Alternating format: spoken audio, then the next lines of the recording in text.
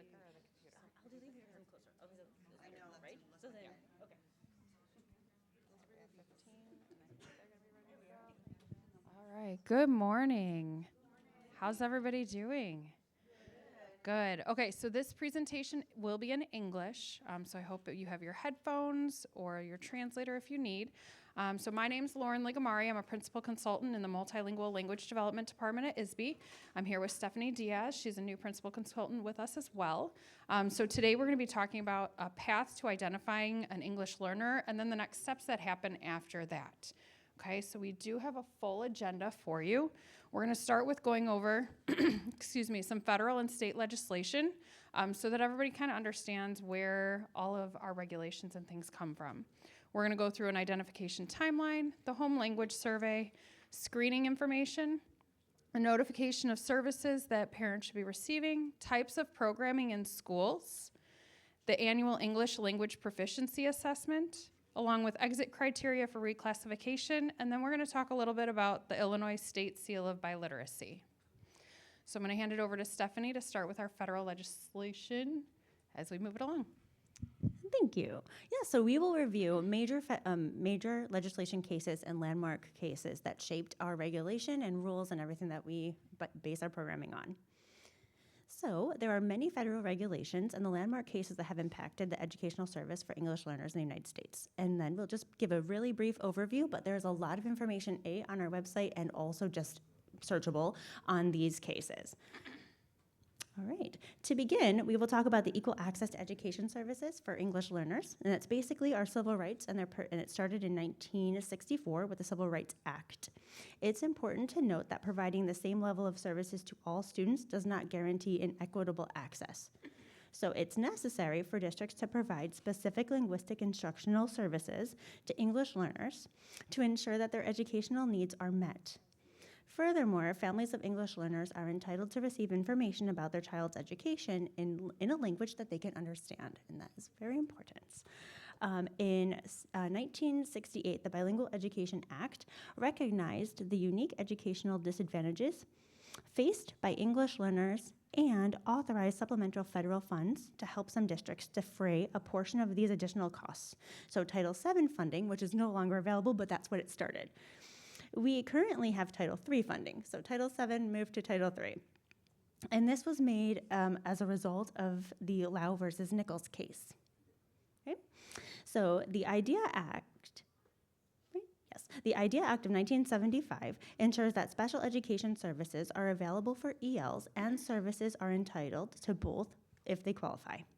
Neither one is over the other, and that's kind of something we still work with on a regular basis, right? Which is more important, special ed or ML, and they're both equal, and neither trumps the other. All right, sorry.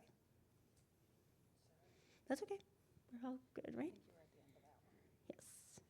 Okay, so in 1974, we had the Lau versus Nichols case, which was a civil rights case brought by the Chinese American English learners living in San Francisco.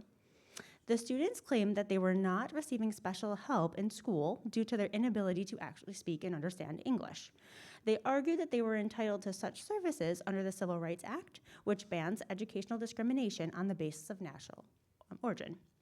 Finding the lack of linguistically appropriate accommodations, for example, educational services were only in English, that effectively denied the students equal educational opportunities on the basis of their ethnicity, the United States Supreme Court ruled in favor of the students, and thus expanding the rights of English learners nationwide. This happened in 1974, and the United States Supreme Court decision reaffirmed that the identical education does not equate equal education. So equitable is not always equal. All right. In 1978, as a result of the Castaneda versus Picard case, the Federal Court of Appeals established a three-part assessment for determining how bilingual education programs are held responsible for meeting the needs of our students. This is something that we take very seriously, and if you are ever monitored, this is what they look for. Does your programming match up to these three prongs? The first one is that bilingual education must be based on sound educational theory. The program must be implemented effectively with the resources for personnel, instructional materials, and space. Okay? And in there is where you see the time.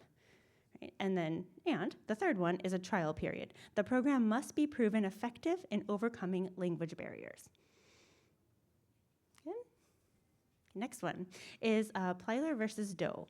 That ruled that the schools cannot deny enrollment based on immigration status. Bless you. Bless you.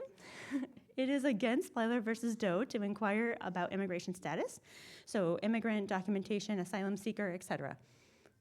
And that's something that we're kind of seeing a higher, like, FOIA, right? Oh, tell me about this. Well, we can't. It's protected. Nice. All right. All right.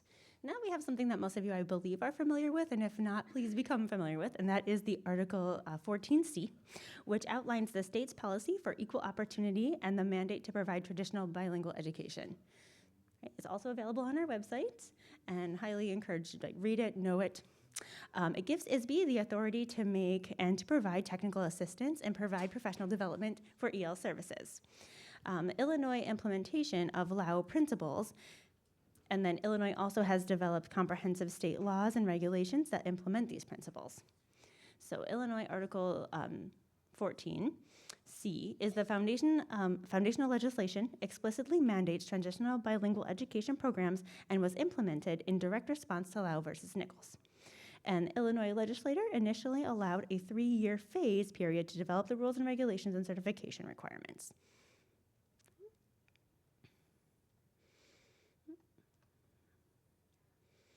All right, and now we will talk about the Illinois Administrative Code 228, which is the second part of 14C. So again, if you need, these are the two big things to really familiarize yourself with. The 2023 Illinois Administrative Code 228 detailed the regulation and requirements for a full-time transitional bilingual or education, so TBE programs, in schools with 20 or more English learners from the same language background. Also a part-time TBE program based on individual student needs, and transitional programs of instruction, TPI, for schools with fewer than 20 English learners.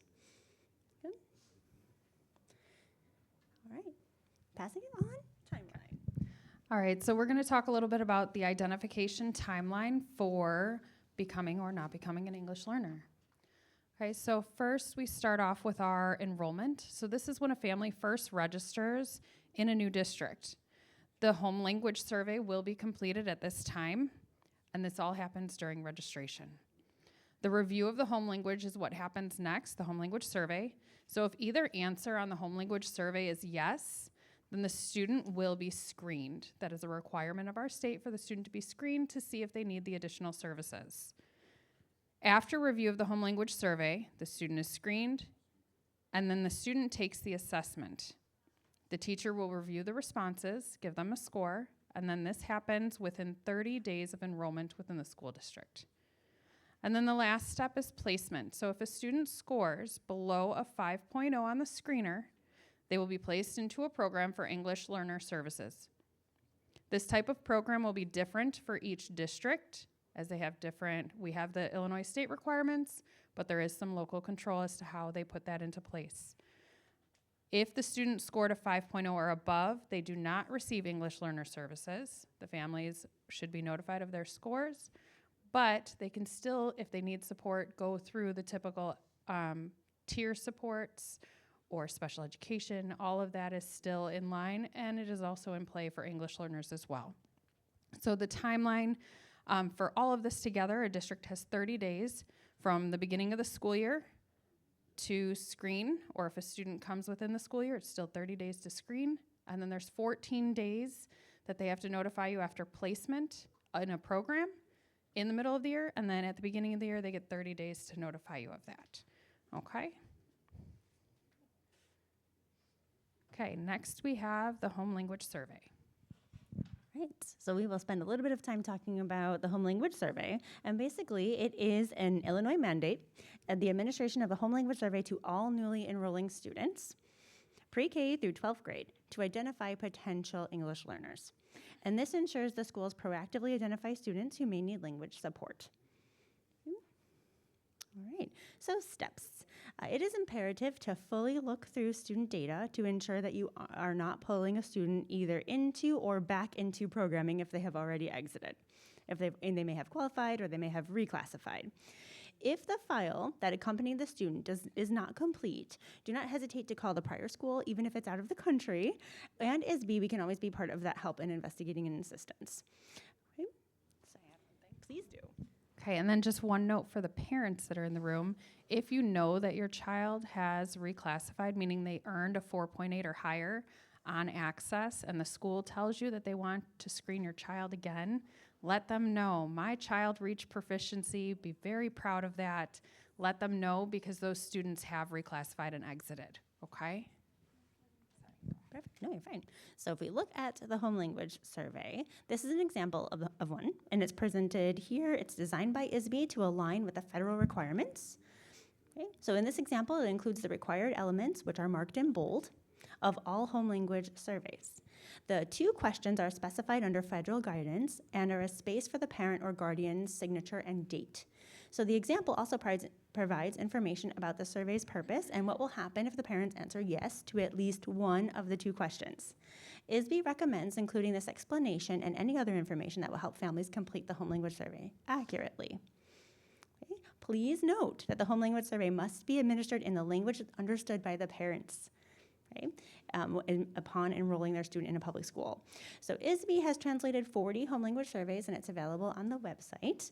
And you can find details of the requirements of the home language survey in the article code as well that we just talked about previously. Okay, questions? Yes? How many questions? Sure. If in a survey the family say yes, at home there are another language, but the child just speak English, or the child doesn't, isn't it screened? Okay, so the question is, if the parent answers yes for another language being at home, and the child is marked as no, not speaking another language, the answer is yes, the child needs to be screened. If either question has a yes response, the child becomes screened or gets screened. Okay? Yeah. If they've done the home language survey from another district and they come in with that, do you still re-administer a new home language? Great question. Question is, if there was a home language survey done in a different district and they're transferring over, do they need to complete a new one? Yes, they can complete it during registration for your district, but you're going to follow the original home language survey, or the initial when they first entered a school in Illinois. If they marked a yes, if they marked no originally, and now they're marking a yes, then you would screen the child, but have a conversation with the parents as well. What if they're out of state? Out of state, then ours is the original coming into an Illinois school. Mm-hmm. Any other questions before we move on? All right. Okay, so now we're going to talk about screening information.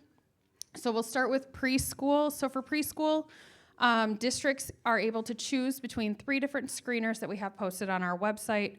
The majority use the pre-IPT, if you've heard of that, for pre-kindergarten.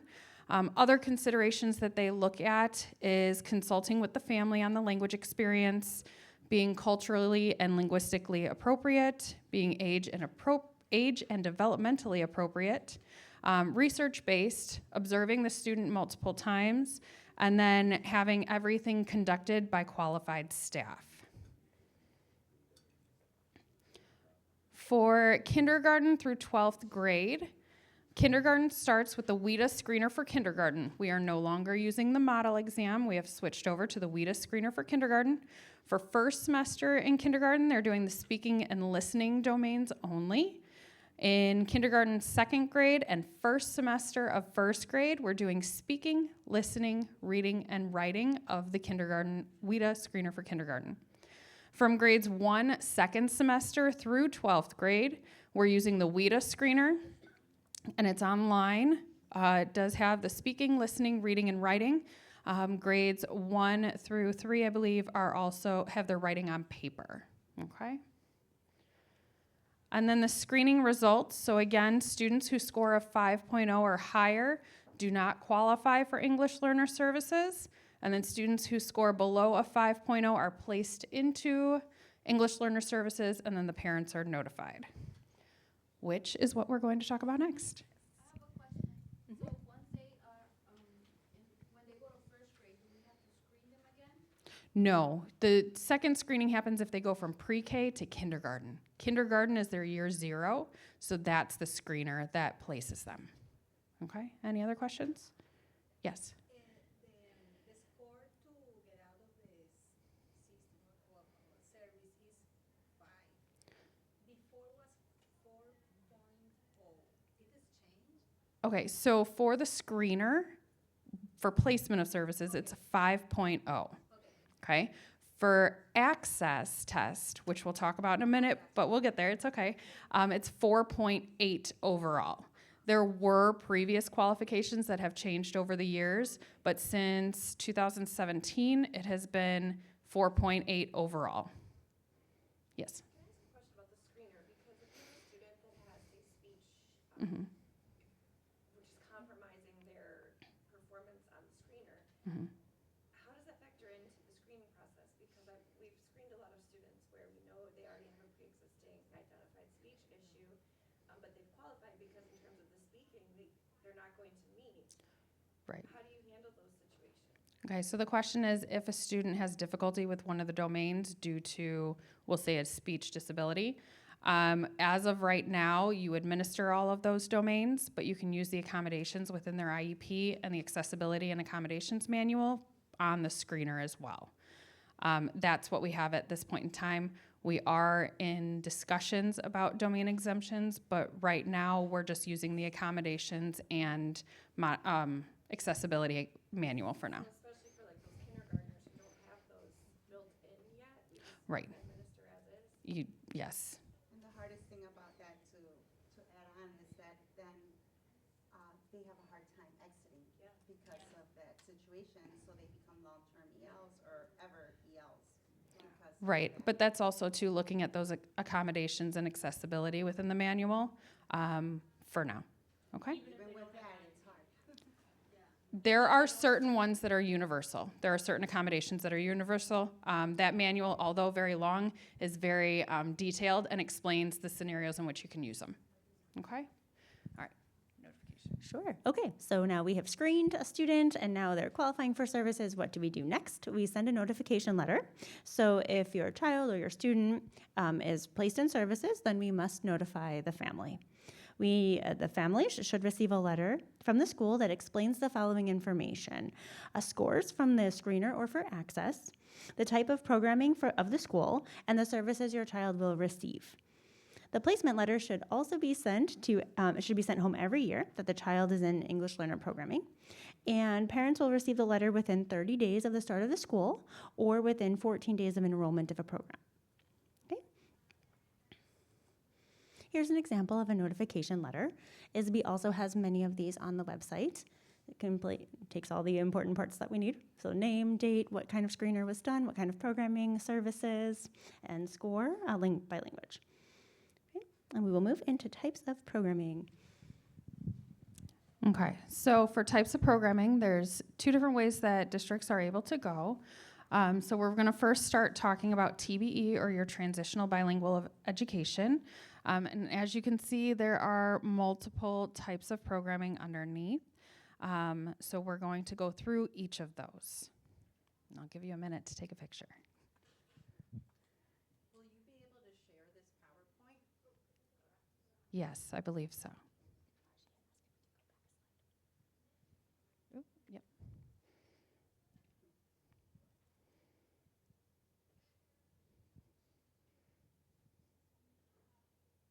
Okay. All right, so we're going to start with our TBE self-contained. So this is instruction, and this is the one in the blue. That is for English learners from the same language background in a self-contained classroom. So it's all ELs together, say from the Spanish background. Their core academic subjects are initially taught in the home language of English learners, and then in English with a gradual shift to instruction in English. The goal is to assist the students in English connections and continuing the development of the home language. On the right, you have the TBE, or Transitional Bilingual Education Collaborative. This serves English learners from the same language background placed in classes with non-ELs. So everybody is mixed. You have your English speakers, your Spanish speakers, your Mandarin, whatever it may be. Everybody's in the same general education classroom. The core academic subjects are initially taught in the home language and, oh, I'm sorry. It's the same language background. I'm getting ahead of myself. All right, so serves English learners. So they're all Spanish speaking for this purpose. So the core academic subjects are initially taught in the home language of the English learner and in English throughout a co-teaching, pull-out, or push-in model with a gradual shift to instruction in English only. And then the intentional and meaningful collaboration between the teachers serving the English learners is required because the bilingual teacher is coming into the classroom, okay? Or pulling a small group out. Okay, next we have the two types of dual language. So one-way dual serves English learners and former English learners from the same language background in a self-contained classroom with the goal of bilingualism and biliteracy. The core academic subjects are taught in both English and the home language of the English learners, and then ESL instruction or English as a second language is also provided within that classroom. The two-way dual serves both English learners from the same language background and heritage English-speaking students in the self-contained classroom with the goal of bilingualism and biliteracy for both groups, okay? The core academic subjects are taught in both English and the home language of the student, and then ESL instruction is also provided. We have a question. Yes, no, you're fine, you're fine. With the TBE collaborative model from before, if you have a student that is less than 3.5, that's when you're doing full-time TBE, right? Mm-hmm. What if they're less than 3.5 but are not bilingual themselves? Okay, so on the part-time rationale form, so the question is, yep, I got you. The question is, what if you have a student who has a score on access test that is less than 3.5, but is not literate or biliterate with that second language? So the part-time rationale form for transitional bilingual education placement has multiple pieces of evidence that you could use to show that a student qualifies for part-time versus full-time. One of those is not having literacy in the second language, but you would have to administer, say, a Spanish language assessment to the student to show and keep that evidence within their file that they are not qualified for the full-time. Like it would be not a benefit, okay? All right, and our last one, TBE part-time, we're flowing right into that. This is based on the needs of the student. Like I just mentioned, there's a part-time rationale form that districts will use to say a student qualifies for part-time services. They don't need Spanish all the time or Mandarin all the time with all the core contents to connect because they don't have that second language. This could be any combination of the programming that we have just mentioned with the TBE part-time, and then for deeper understanding, for part-time, you can contact your child's school, or if you are a director, you can contact us and we'll help. Okay, now moving on to the TPI, or the Transitional Program of Instruction. This portion of the chart is in our light blue and green. So we have our TPI self-contained, and this is where all students in a self-contained classroom are qualified for EL services. Multiple languages could be represented in one room. The teacher is endorsed for English as a second language, or ESL. The instruction is given in English and can be provided in the native language as needed based on the student's need. And then a component of ESL is also incorporated into the classroom. Now, the collaborative piece is where EL students are in the general education or the mainstream classroom. ESL teachers collaborate with the classroom teachers to meet the needs of the students. And then the EL students receive EL instruction, and that could be the teacher pushing into the classroom. It could be the teacher co-teaching in that classroom while they push in, or taking the students out to a separate class and then bringing them back, which is your pull-out model. And then this collaborative piece is the most common type of ESL services. Any questions? Yes? And you said does a teacher need to be certified for self-contained in order to be placed in that classroom? It depends on the grade level. So the question is, does a teacher need to be certified? It depends on the grade level in which and what they're teaching. So we do have a whole ESL and bilingual teacher matrix on our website. I can give you a business card at the end if you want us to email it to you. But it does spell out what endorsements to have and what they can teach. Say for high school, if it was a self-contained ESL math class, that teacher would need both math and ESL. Okay, so it definitely depends on the grade level. The lower grades, I would have to double check. But I will get that for you. Yes. Oh, somebody else? Go ahead. At any point in time, parents are allowed to deny these services. So if they do qualify for a program, can the parent ultimately say, I don't want my child to be in? Yes, so what happens is with the screening, if a student qualifies, the district places them into services. The parents are notified with the letter. And then the parents, if they want to refuse, they have to organically go to the district. The district cannot mention, coerce, or anything like that. They would have to come in and say, I don't want my student to have these services. But it is a note within the program placement notification, so they are aware. And the district should be sending that home in both languages. Okay? When you look at the 20 that qualify for TVE Mhm. provision, does that take into account that the child's bilingual biliteracy level? Does that make sense? No, it's just 20 in the language class. But if that child doesn't speak, for instance, Spanish, like That's where your marked Spanish, Mhm. but that child doesn't speak Spanish, they're qualifying for TVE programming in your school, but they don't speak Spanish. Right, that's where you have your part-time rationale. So that's And yes. So yes, 20 students in a language class qualify a district or that school, that attendance center to have a bilingual program. But if the student is not literate or biliterate in that second language, we have the part-time rationale that would have to have the evidence to support why a student isn't receiving that second language. Any other questions? Based on her question, then, you said that we need the evidence in the other language that they're not able to, so we need to have that evidence. Yeah, the part-time rationale and the evidence for it should be in the student's temporary file. All right, now we're going to talk about the annual English language proficiency assessment. Yes, the access test, right? So what is it? It is standing for Accessing, Comprehension, and Communication State-to-State Testing. Access. If it's ever in a trivia, you now know. Kindergarten through grade 12, students need to take this assessment if they're MLs or ELs, and students must take it every year until they reach an overall composite of 4.8. And they test all 4 domains for speaking, listening, reading, and writing. And typically it's January and February each year. This is the annual test. Okay. Here is the score report. So we have the parent report. Again, on our website, it's in multiple languages.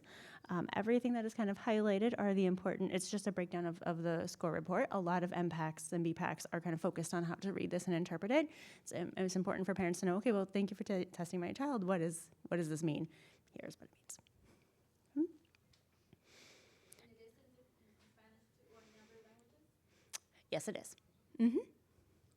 Yep. All right, and then exit and reclassification is back to Lauren. All right, so like we've said, the access for ELLs 2.0, you need that minimum of a 4.8 overall composite to reclassify or not be in EL services any longer. And then after a student reclassifies or exits, they are monitored by the school district for 2 years after exiting to ensure that they are successful in the general education or mainstream classrooms.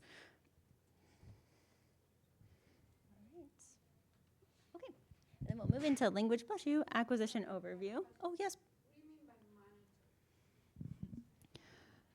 Monitor. Okay, she asked, what do we mean by monitor the students? So this means that you would be reviewing the student data and ensuring that their progress within the mainstream classes is sufficient and adequate. Okay, and if it's not, that's where you would pull them into your MTSS or RTI systems to help support them. The parent has the right to say, okay, he exceeds for 4.8, but I'm still, as parent, I would like to receive ESL service. Is this possible? They exit under 3 years.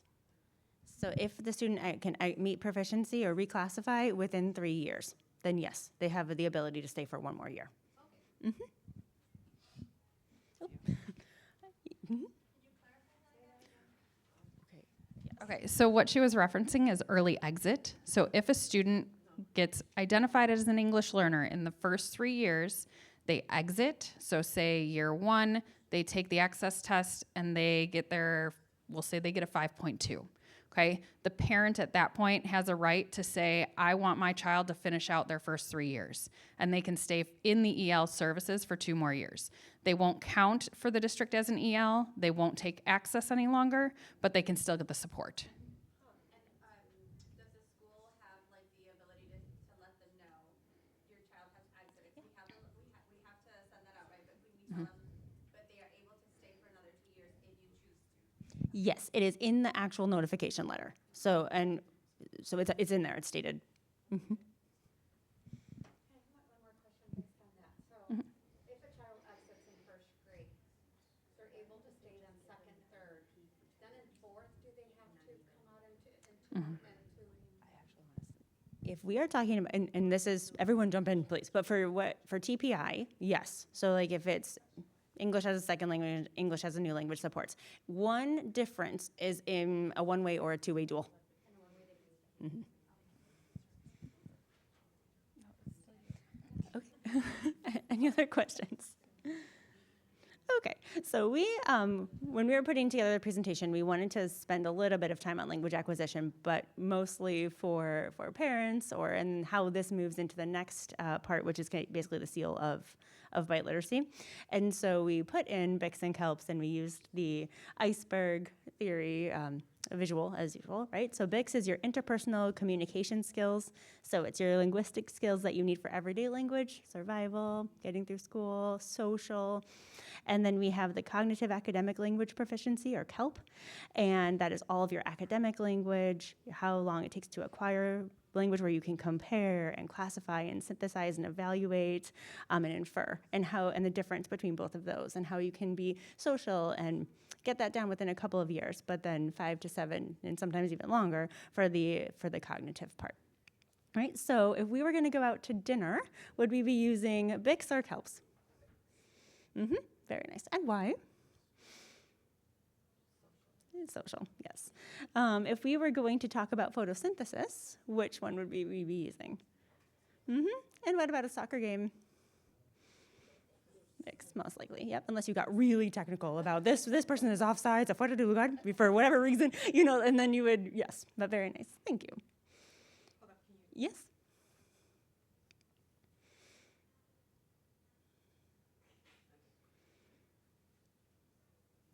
All right, so then we move into the seal of biliteracy. Okay. All right, so the seal of biliteracy is a concept that began in California at a time when their state education policies were centered around English only, Proposition 228, right?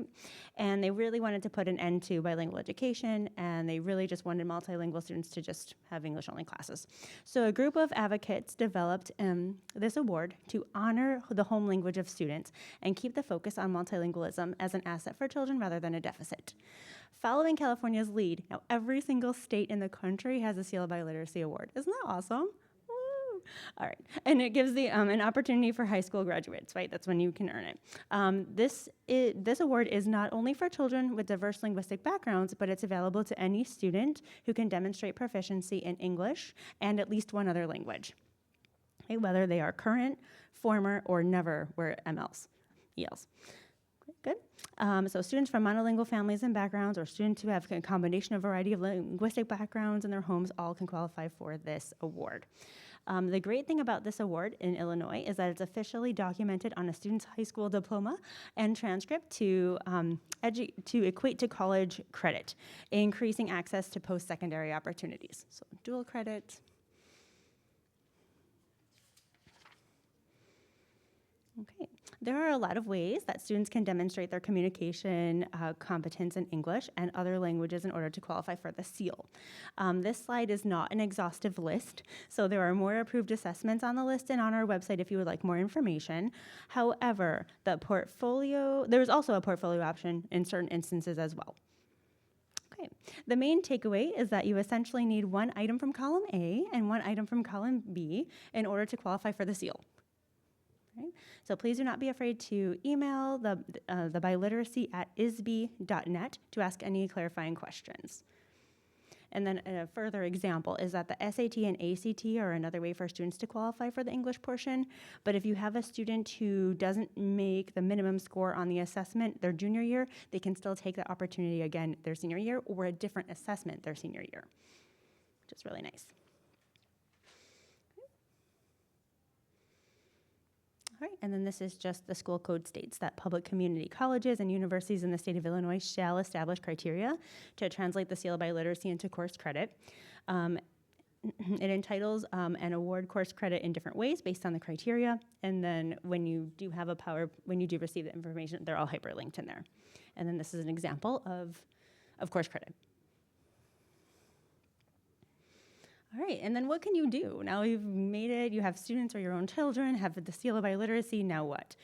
Basically, there are a lot of different things. You can, the Chicago State University awards, I'm not actually sure, thank you, 6 credits, and then there's another way that you can be kind of fast-tracked to be a bilingual teacher.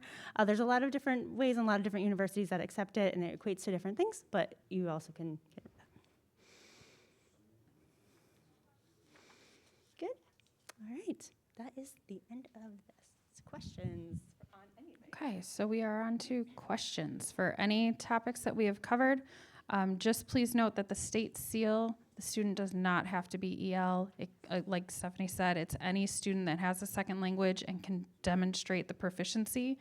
It does have to happen during high school. But like she said, it does give college credit. So up there you saw Chicago State was 6 credits. Eastern Illinois was 8. It definitely looks really good on a resume, going to get a job that you have the state seal. And then past that, there's also the global seal as well, once students move on past high school. So any questions? Yes.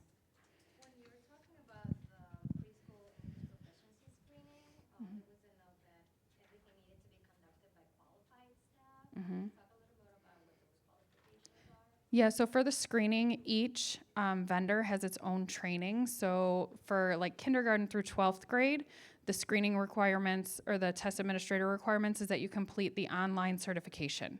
And then we have on our consortium page, and I believe our webpage as well, that certain portions need to be completed every year. It's now annual, and then certain portions are every 3 years.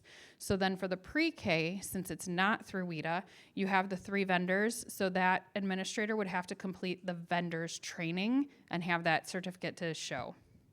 Mm-hmm. Yes? I can't remember on that. Do you have to be a certified teacher, or could you be a paraprofessional and go through that training? Great question. She asked if you have to be a certified teacher to administer the screeners or the assessments. And the answer is yes, you have to have a PEL, a educator license. Mm-hmm. Any other questions? Yes. I have a question for, I have a parent that had taken his home language survey questions to the state, maybe I didn't know one of you guys, and wanted to fill out what was an affidavit. Mm-hmm. Can you talk a little bit about what that means and how that process works? When is it reviewed? Is it changed? Okay, so the question was about a parent appealing their original or initial home language survey that they have come to the state and they're completing their affidavit. Yes, you probably emailed me. But so that process, what it is, if there was truly a mistake on the home language survey and the school district has done its due diligence, talked to the parents, investigated, looked through the student's history, and there's truly an error, you can send the information, everything that you've collected to us. What we do is we have a team of colleagues that will review the affidavit. It's a district position statement. You have to submit all of the evidence with that. And then we come to a final determination of whether or not there was a true mistake on the HLS. I can say we've rarely seen a true mistake. Some it comes down to programming, some it comes down to the test. But remember that the screening and the test, the excess test, cannot be refused.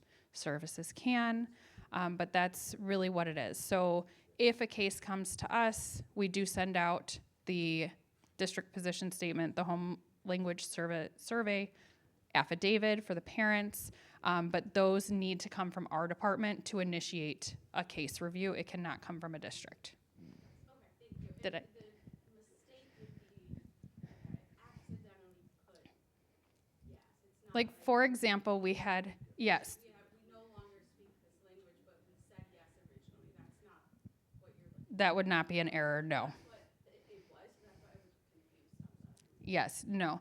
So one error that we did see that we were able to help correct for a parent is a parent wrote no and then wrote achi. That was the first one on the list. It was something that through all of the evidence that we had showed that it was a mistake, but it was a lot of evidence that was sent in to help prove that for our department. So what if they submit a registration and then they call the registrar and say, hey, I by accident selected yes, it's really a no. Can the registrar just go ahead and change it to no? Or is there a process that needs to be done to change it to no? So in my experience in the past, when I was in a district, we had to have, if there was a conversation and something was being corrected immediately, we had to have, I always emailed the state, but we also had to have the parent initial and date the change on the HLS. So online, It's an online registration, so you just make any changes like internally. I'm gonna pull my supervisor in here for a second. I apologize. Yes, no, I get it. Slide up from that here. Sorry. With the online, it's a little trickier. Because I oversee registration, and I know that we get parents who call in and say, hey, I by accident, so I know our registrar is changing that, but I'm kind of feeling like maybe we're doing the wrong process. So I'm going to repeat just for clarification. So the question is really focused, you're looking at those online registrations that a lot of districts are now changing to. And what's happening is parent filled it out, hit submit, and then they're like, oh, no, I didn't mean that. Call up and are like, this is wrong. Or they don't know until you start school, or it's August, and the ML, And then they get, is calling them to set up some kind of appointment. yes. So we have a couple recommendations around online registration. The general rule of thumb is once a student has been identified at the state level that they are an English learner, you are no longer able to change that at the district level. Once it's submitted to our SIS. So once it hits our system, that's good because it has gone through hopefully at least 2 levels of verification that this data is accurate. The parent attests it, the district attests when they upload to SIS that this is accurate. So now we're going to talk about your situation. So we encourage people strongly. We're not going to say, go back to paper, paper wins. We know parents are going to be like, I've got to come into the school. This is a barrier. But a couple things for your online registrations. Number 1, it has to be clear to the parents what they are doing, right? We've seen districts that have created little mini videos that they like link in, and it's like, you're about to complete the home language survey, and they have it translated into multiple languages. Really helpful. Making sure your parents understand that your registration is available in multiple languages, right? They don't have to sit through an English one and try to figure it out. Do they know how to toggle that? We've seen videos, we've seen notification letters, we've seen like, come to our registration day, we'll talk to you in all these different languages. All those things to increase parent literacy about what they're about to do. The second thing is, I'm gonna use the Achi example we used. It got through because the district had no process to verify those HLSs. If your process is sending what the parent completes directly to the state, you're kind of missing a step there. There should be some form of auditing that happens with those HLSs to catch obvious mistakes internally. Yes, and if you catch them internally, so for example, if the district had been like, oh, this says no Achi, that doesn't make sense, it's a conversation with the parent. We also encourage it when we see a change of status. So hey, it looks like this kid was formerly in EL. Now you're saying no, no. We need to talk to that parent. Hey parent, do you know why this is? And sometimes they'll be like, I have been fighting this designation since, and sometimes they're like, oh yeah, we used to live with grandma, so in the last district, it was yes, no, now it's no, no. Oh, your kid will stay in services because of that past history. So we're gonna take that no-no. We don't have to change their HLS, it's accurate now. But the student status doesn't change.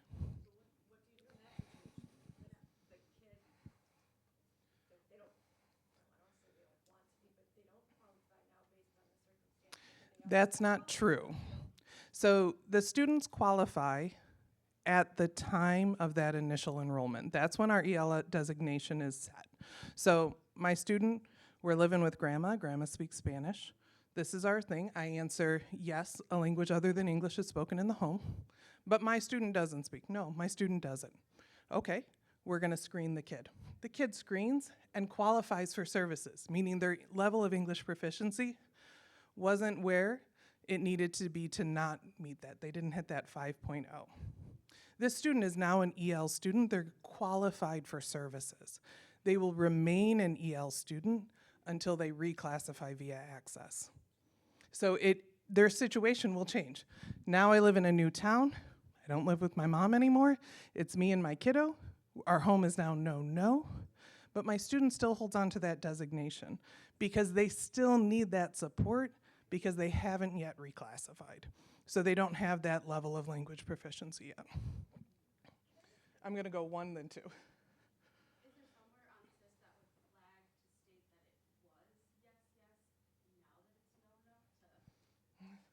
that it was yes, now that it's no? So just because we're in a district that's a one school district, so they take it in, kindergarten or wherever, and then they take it again in high school. So this is for every kid. This is the scenario. Yes, so this is a CIS question. Is there a place in CIS where the home language survey answers are recorded?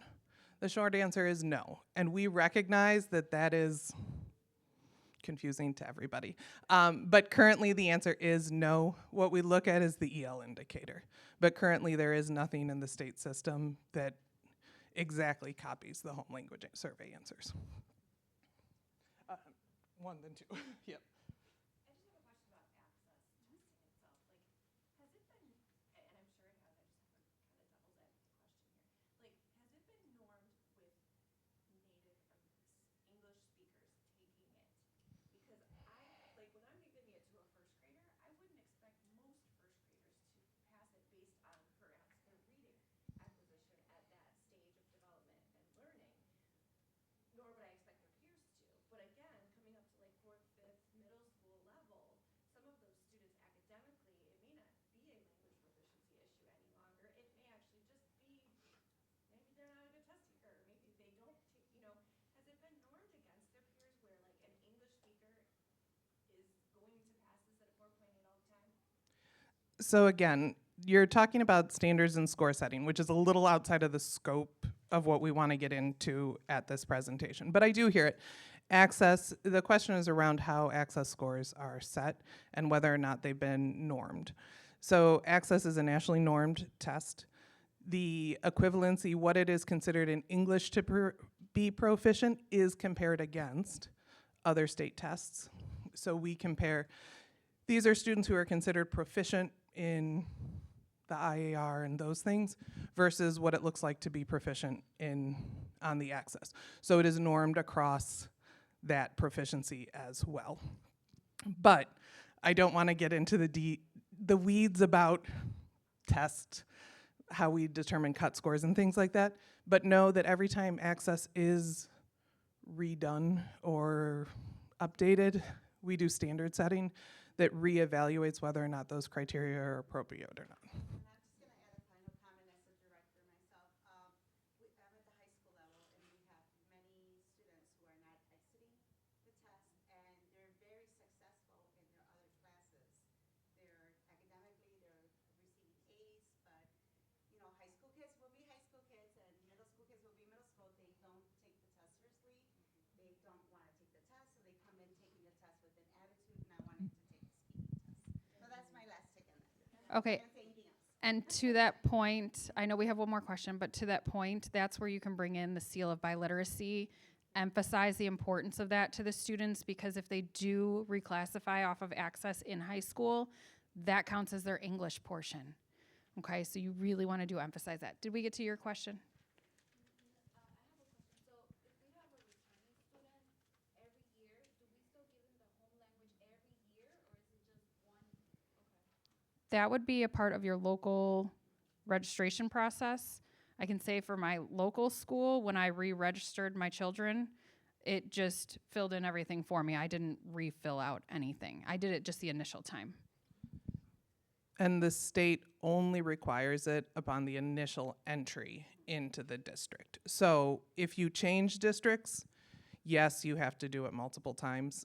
But if you're staying in a district, local control registration, if they send the same registration packet home every year, you're probably going to do it multiple times. But like required by the state is only that initial time. I'm going to turn it back to my team. Thank you. Any other questions? Going once, going twice? No, I'm kidding. All right, well then thank you so much for attending our session. I believe the next one starts at 11:30, so you guys have a little bit extra time. We'll be up here. We do have, well, I have business cards. Did you bring yours? We have business cards for you if you need them. Otherwise, have a great day.